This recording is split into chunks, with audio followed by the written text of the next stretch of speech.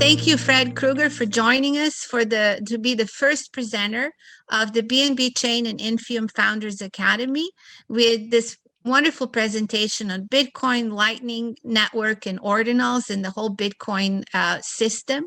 We are delighted to have such an esteemed entrepreneur as our first presenter, someone who's been building technology companies for many years, many successful companies, many successful exits, over 10 of them at 10 million each, some at $250 million.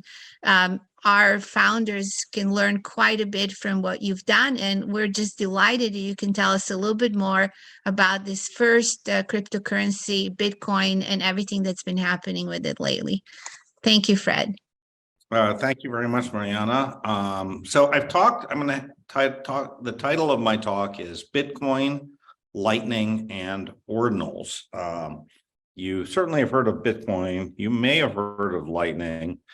You probably haven't heard of Ordinals. I'm going to cover all of them in this talk and tell you why I think Bitcoin is actually still one of the most exciting things that's happening in cryptocurrency. So let's go. We're going to cover in this talk a couple things. First of all, we're going to cover the history and motivation of Bitcoin. We're going to cover where Bitcoin is today. What is its hash power? How many validators? What exactly is the current state of the Bitcoin network? We want to talk a little bit about what makes Bitcoin fundamentally different from every other cryptocurrency before and after. And we're going to talk about two really kind of hot directions on Bitcoin, which are the Lightning, sort of layer 2 on Bitcoin, and Ordinals, which is really just a couple months old, which is a way to have NFTs effectively, or as they're called in Bitcoin, inscriptions on Bitcoin. And finally, I want to leave you with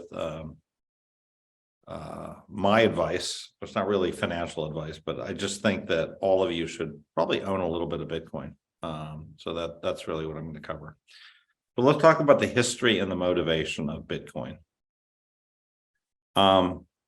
So Bitcoin is not the first cryptocurrency. I think a lot of people think it is, but it's not. People have been thinking about this at least since the 80s. There's a famous researcher, David Shum, who came out with a system called eCash in 1983, and I met David. And in 1998, that work kind of led to BitGold, which had nothing to do with gold, but is a very sort of embryonic version of Bitcoin, but without a fully decentralized blockchain, really. And that's 1998. At the same time, there was a couple actual commercial cryptocurrencies. One was called Beans. It raised about $100 million from a bunch of top tier VCs, but then failed. Another one like it was Flues, with the participation of Whoopi Goldberg, and again failed. And one of the reasons these cryptocurrencies failed is that they were very centralized, and ultimately that led to flaws in their design, and those flaws were exploited by hackers, malicious people, and they failed. They didn't survive even a couple of years. And then in 2004, there was an attempt by Hal Finney, which is one of the very early cryptocurrency pioneers, and the first person to receive any Bitcoin from Satoshi was Hal Finney. And he created a concept called reusable proof of work, RPOW. And that had a lot of kind of characteristics of Bitcoin. But again, they kind of fell short. So all these attempts for the first 20 years of cryptocurrency, they all failed. And they all they all sent crypto from A to B, but they never lasted. They had flaws in them, and they required some form of central entity.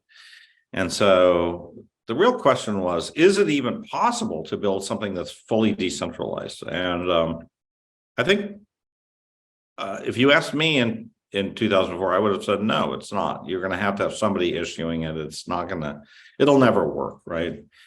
And then, of course, came Satoshi. We don't know who Satoshi is.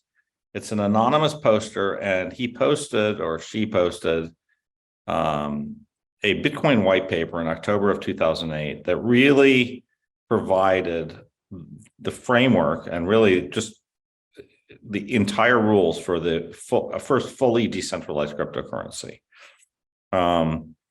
So what he did is very important to understand it. He basically took this concept of proof of work that Hal Finney had used in RPOW, that Adam Back had previously used in Hashcash, and was actually originally invented by a friend of mine, Cynthia Dwork, who's now a professor at Harvard.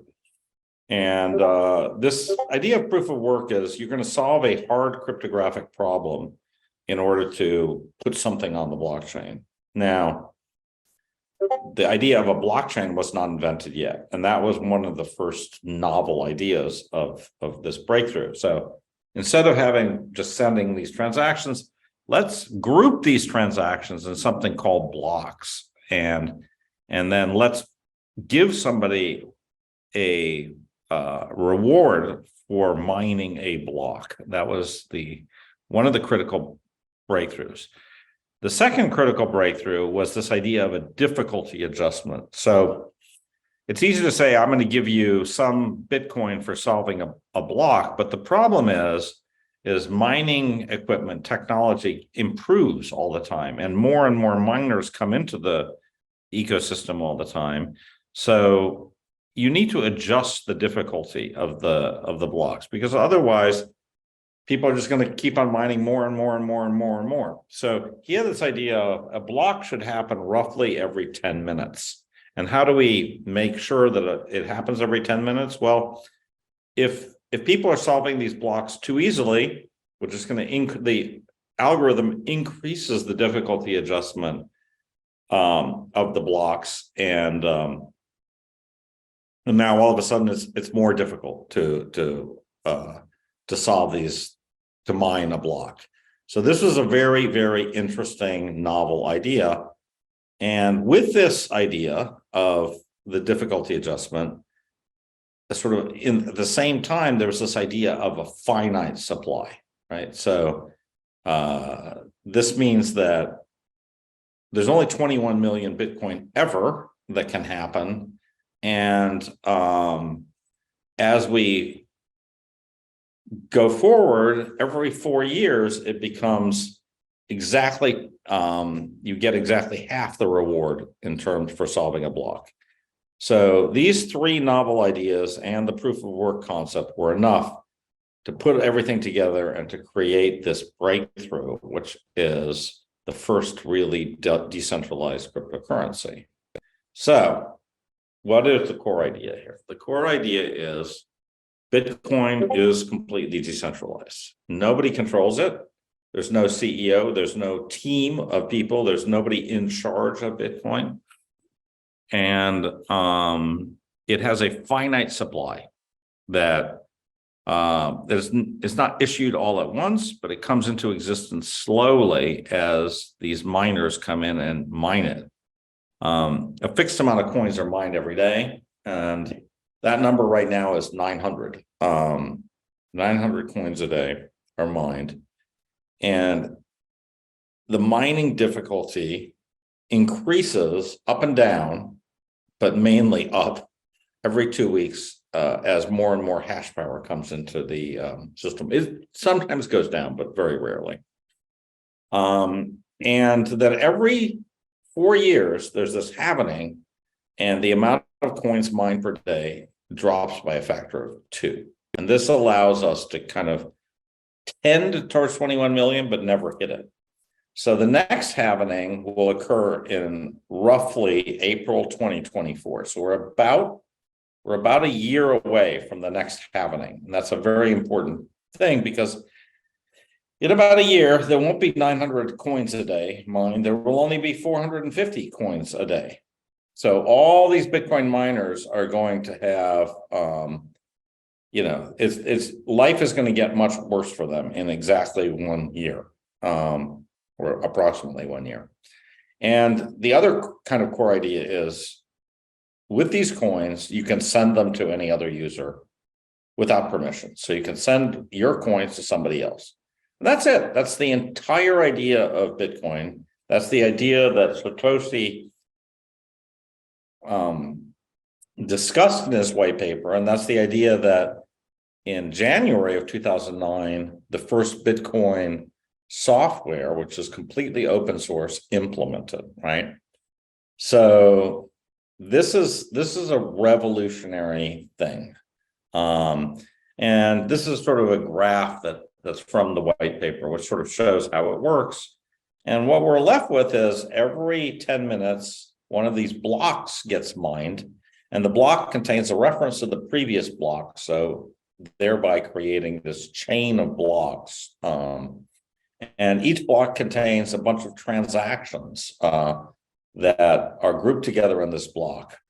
And these transactions can include data, and they are now including actually an image. And I'll talk to you about that with Ordinals.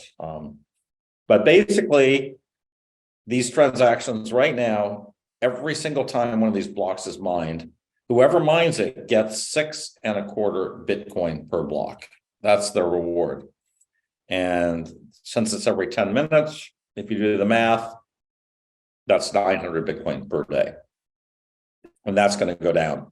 Now, sometimes this blocks, two miners there's 2 blocks that are mined, and block, say, 3, 4, 5, 6, 7 gets mined, and another block here, alternative block, gets mined. So we're not sure which block is the valid block, right? And it's very important to understand that Bitcoin allows for multiple breaks in the chain and reconstitution. So this is one of the critical things with the algorithm. So the algorithm says, if there are multiple chains, you'll always pick the longest chain in which to start mining from, to link to your chain. And if people don't do this, it leads to all your efforts are wasted. And so it's very provable mathematically that after something like 6 blocks, you have almost no shot of mining 6 blocks in a row. Even if you have 10% of all the hash power, you'll never mine 6 blocks in a row. And therefore, it really, really doesn't pay to cheat. Cheating is really prohibitive by the structure of this. And this is just a spreadsheet to show that I actually went through all the math of Satoshi. I have a math background, and I proved that he was right. So these are some spreadsheets showing that, in fact, the math of the Bitcoin white paper is in fact correct. And this is not easy probability. So this involves something called gambler's ruin probability theory. This is sort of first or second year graduate level mathematics. So it's very unlikely that this is just some computer programmer who wrote this. It would have to be somebody who had studied advanced mathematics to come up with this stuff. It's not trivial.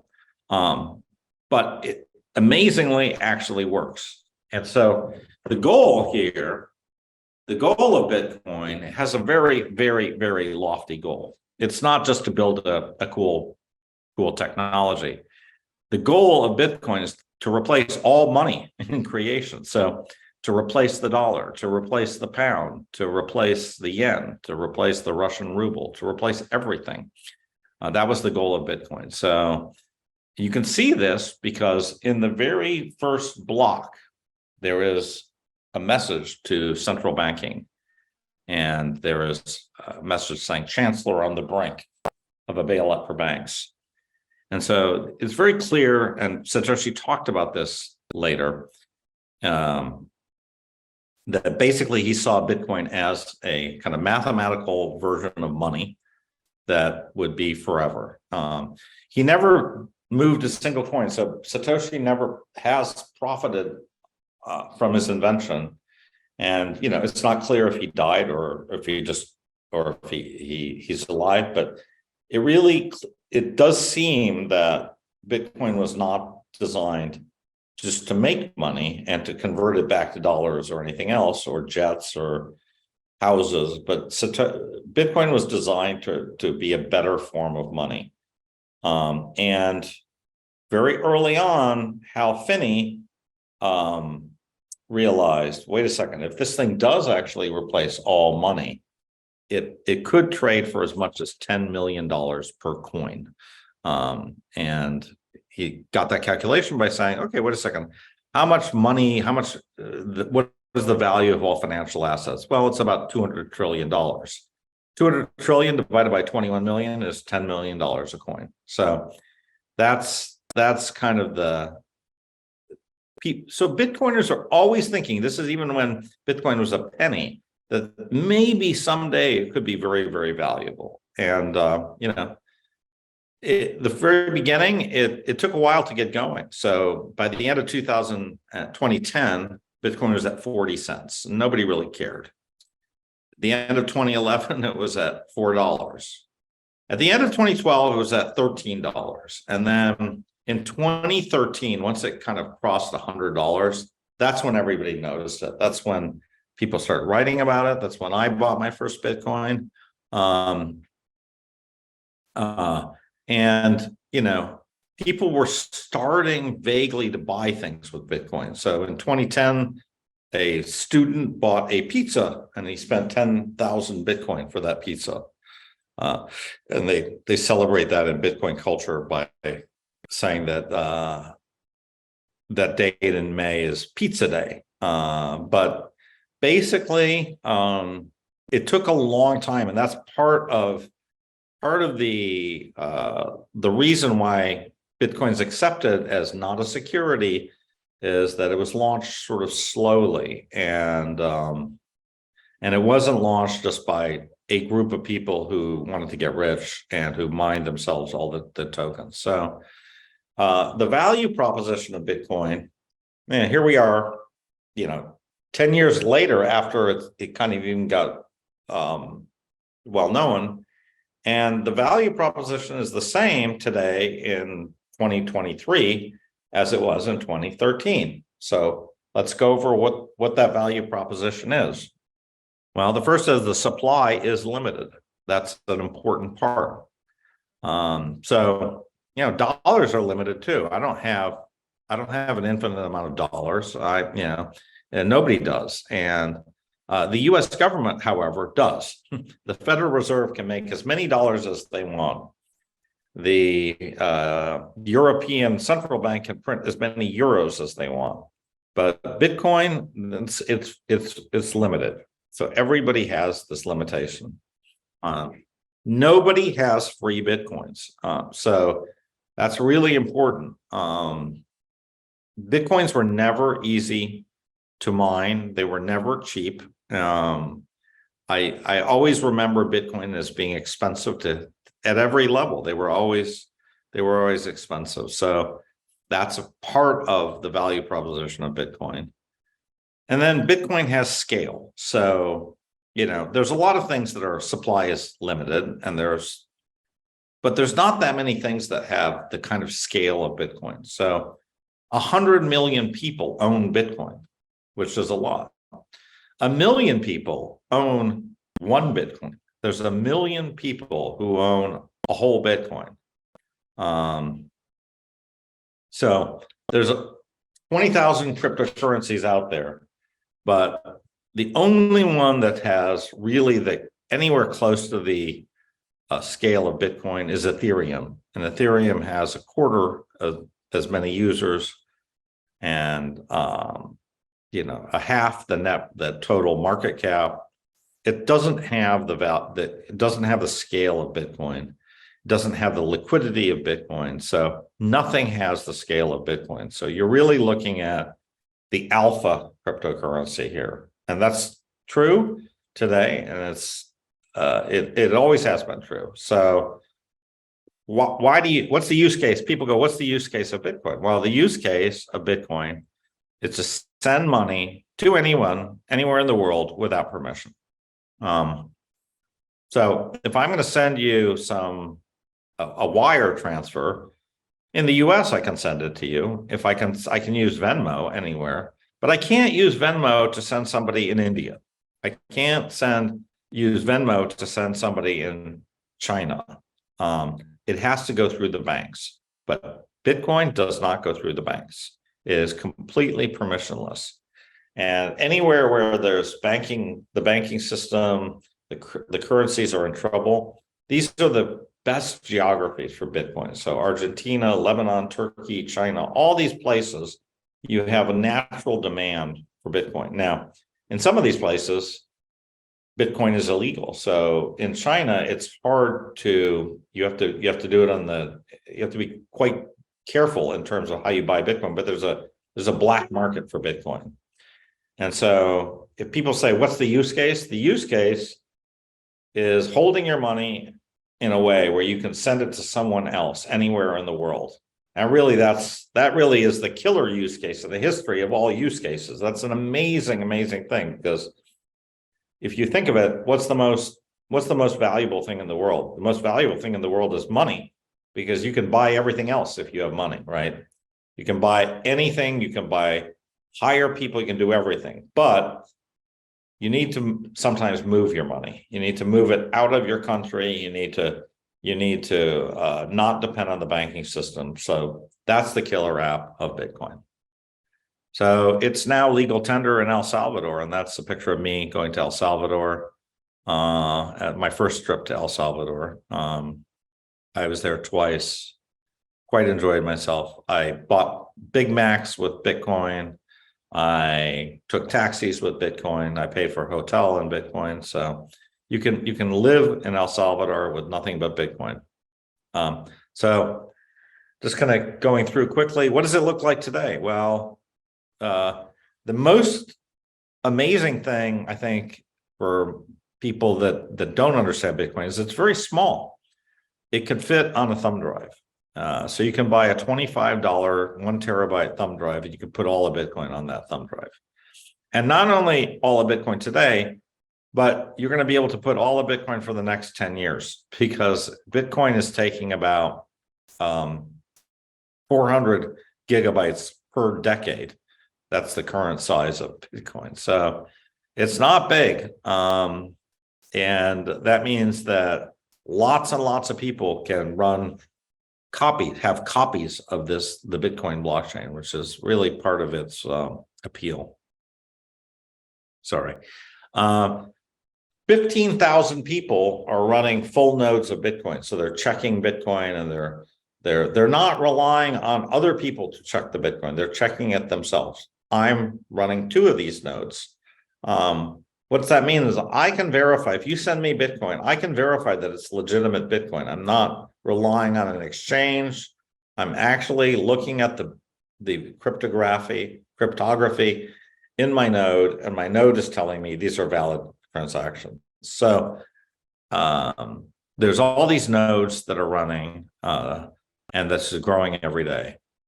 The hash rate, the number of people mining, is growing exponentially. So just to give you an idea, in 2017, at the beginning of 2016, the hash rate was 2 exahash per second.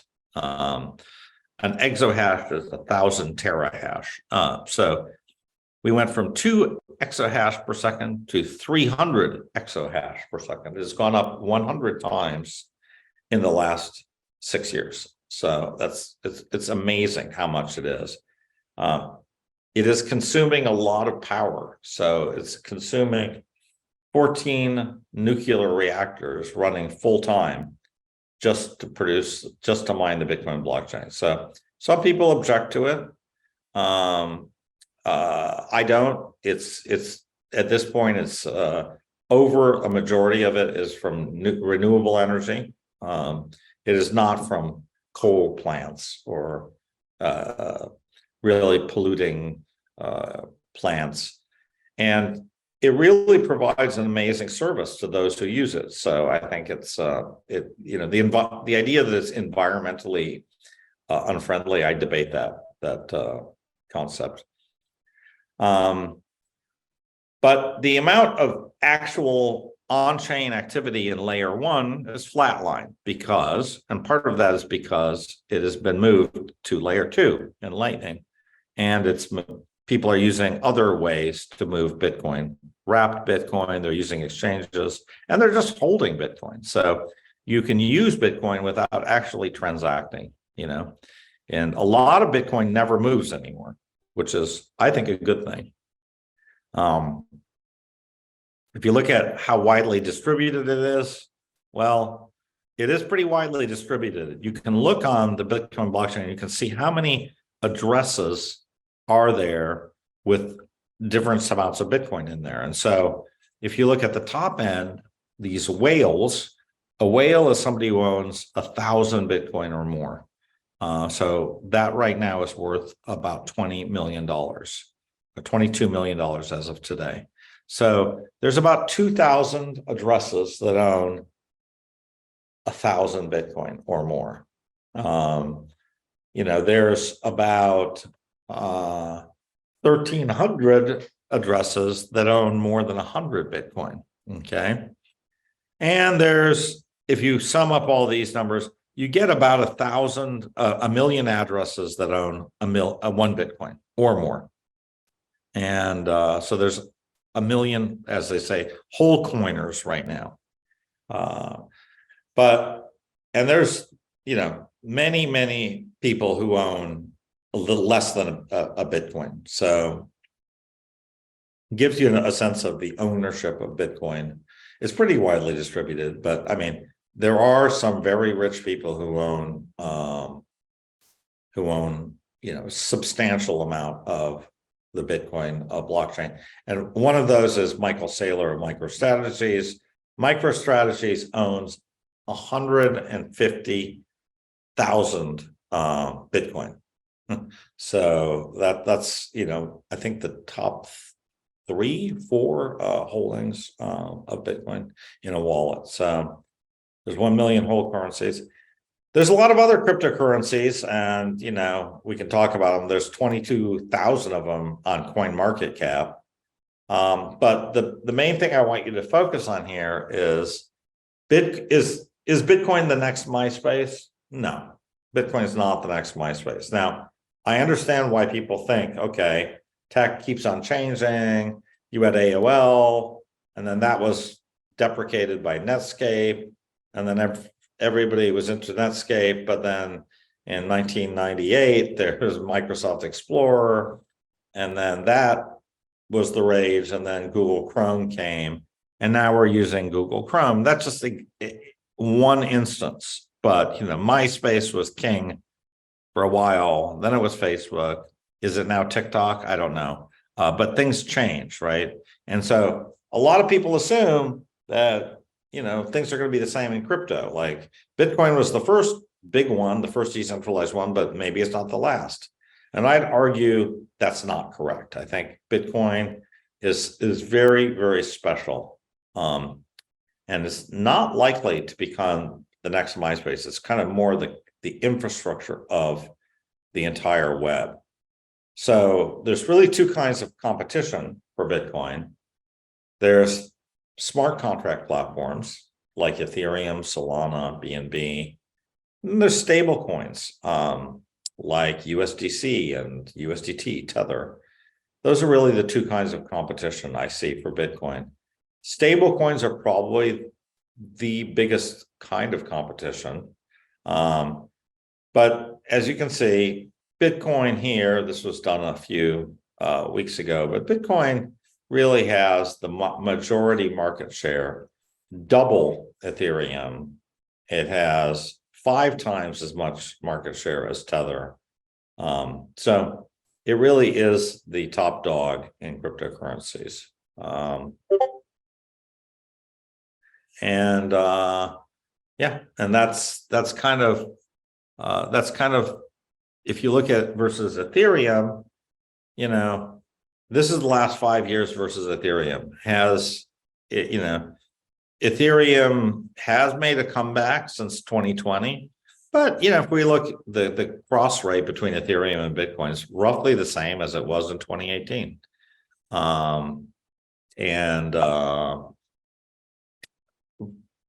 Other chains that were very hot now all of a sudden are less hot. So Solana has, maybe half, not even half the peak active addresses that it had. So it doesn't seem like any other technology is sort of rapidly taking over Bitcoin. The one I would say that has kind of made a big move in the last 2 years has been stable coins. They've grown quite a bit. Stable coins are growing relative, but again, that may change because regulation could change things. Regulation, the SEC is now reviewing stable coins, and already Binance USD is being potentially shut down by the SEC. Coinbase is considering possibly that Ethereum might be a security. So we don't know where regulation is going to be, but we do know that it's probably unlikely to affect Bitcoin. Lightning. So what's Lightning? Lightning was created in 2015. It's a way to really send transactions really fast, peer-to-peer.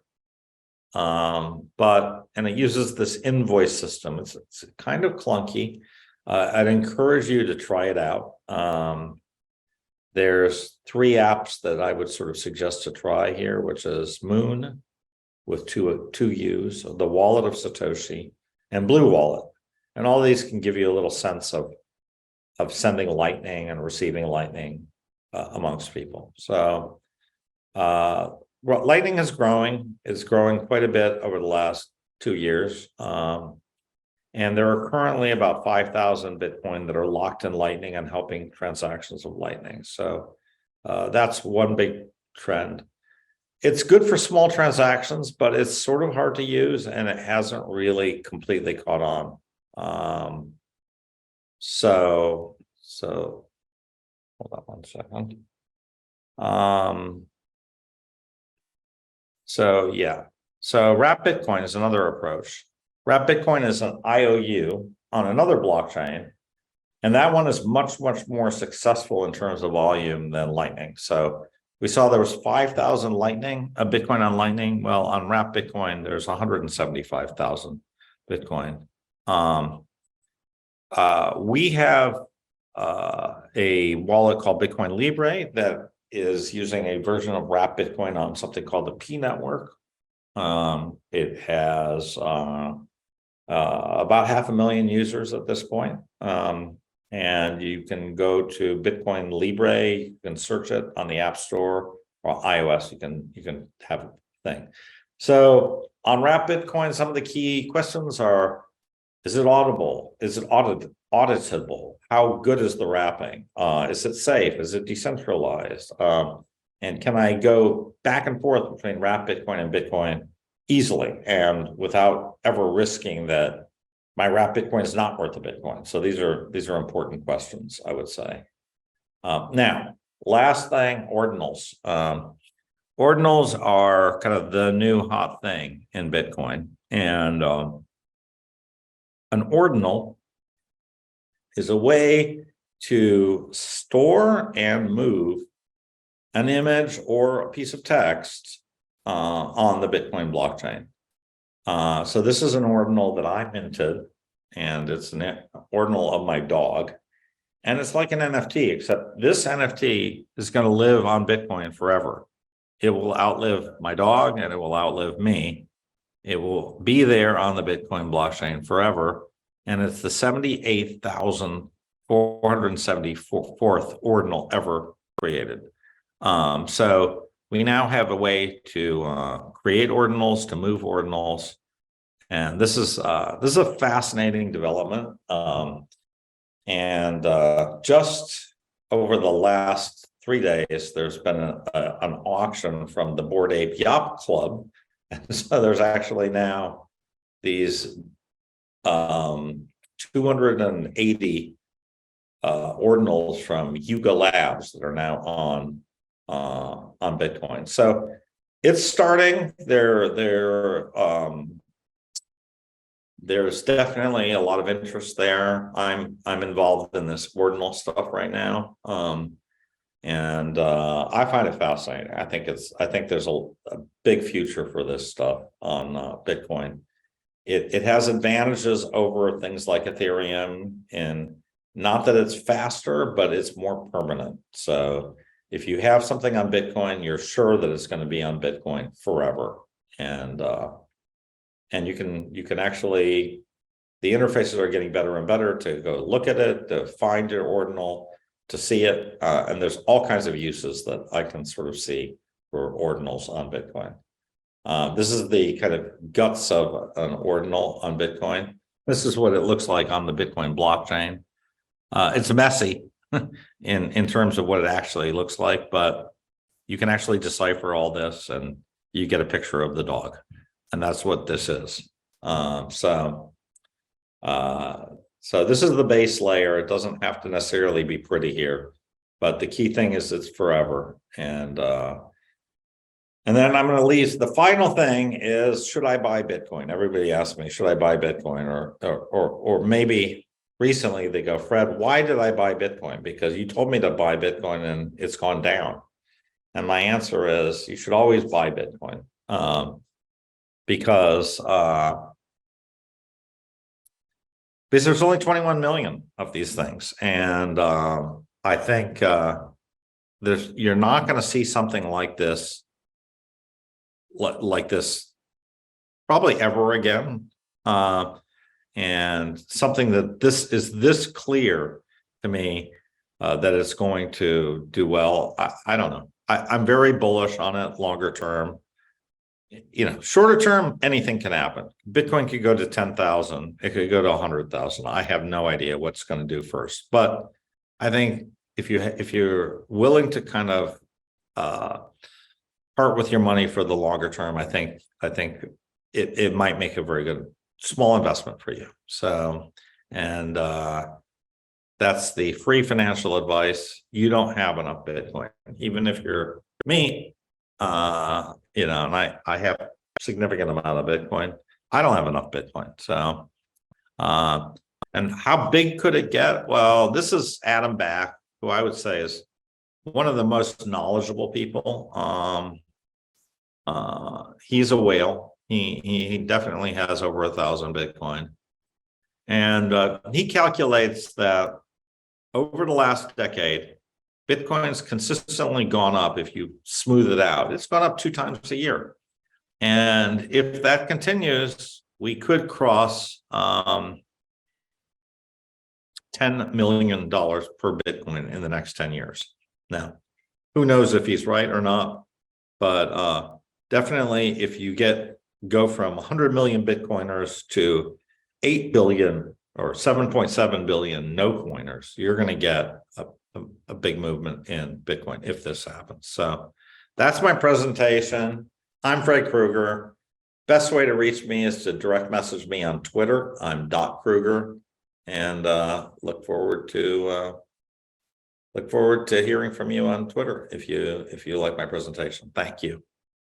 Thank you so much, Fred. That was very insightful and very interesting discussion right now as we grow some of these other ecosystem and blockchains. And do you feel that something like a BNB chain and Ethereum may not be necessarily a payment gateways, but they may actually be sort of the next generation of venture initiation?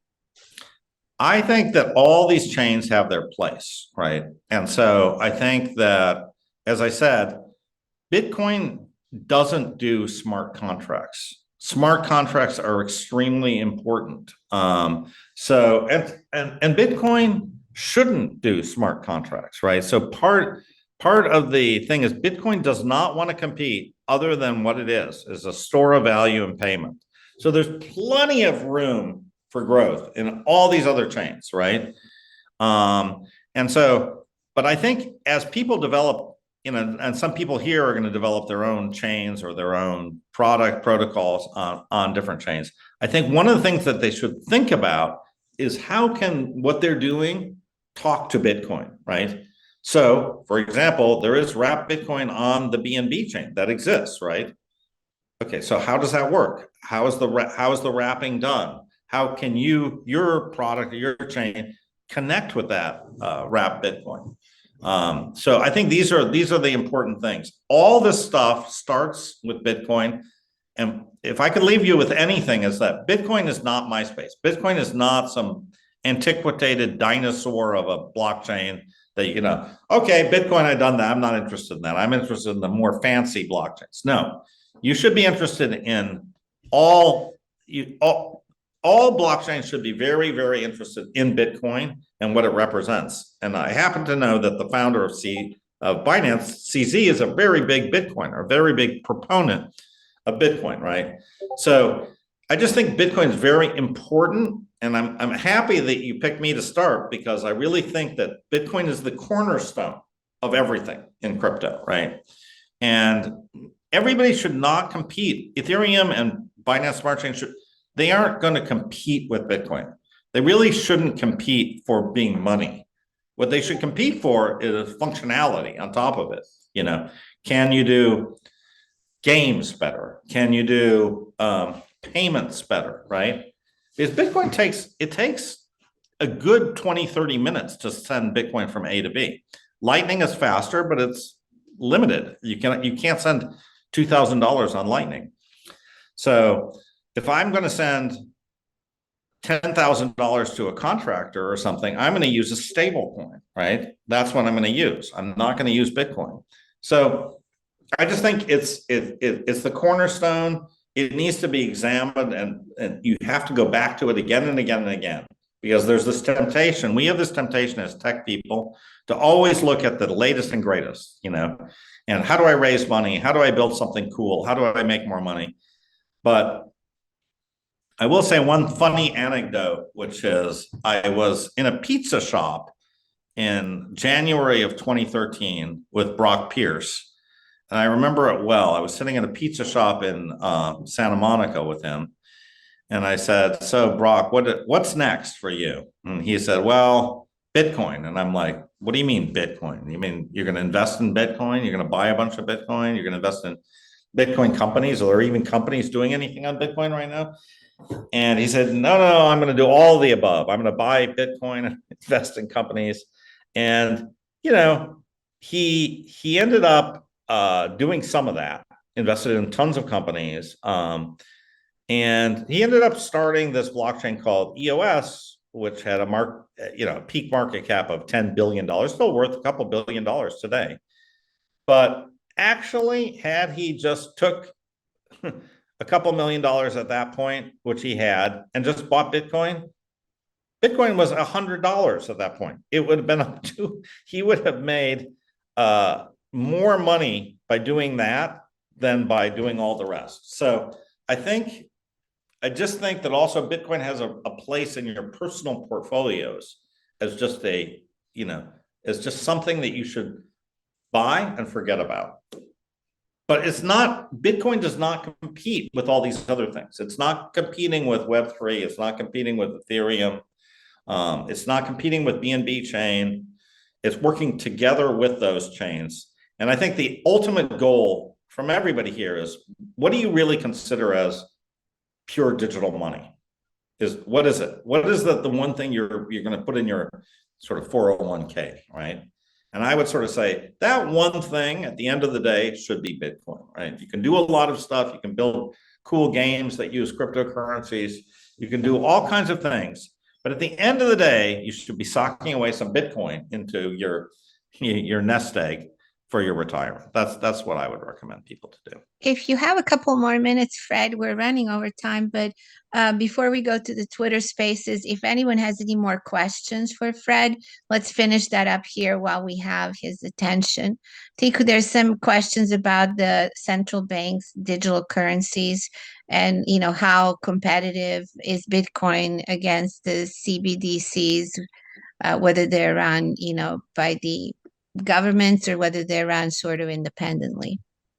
Yeah, so I think stable coins and Bitcoin are definitely going to be competing in the near future. As I said, stable coins are growing really rapidly. They're growing in terms of adoption much more rapidly than Bitcoin is right now. And I think there's going to be some regulatory blowback from it and an attempt at the government to mitigate that with their own stable coins, right? So we are going to see some CBDCs emerge.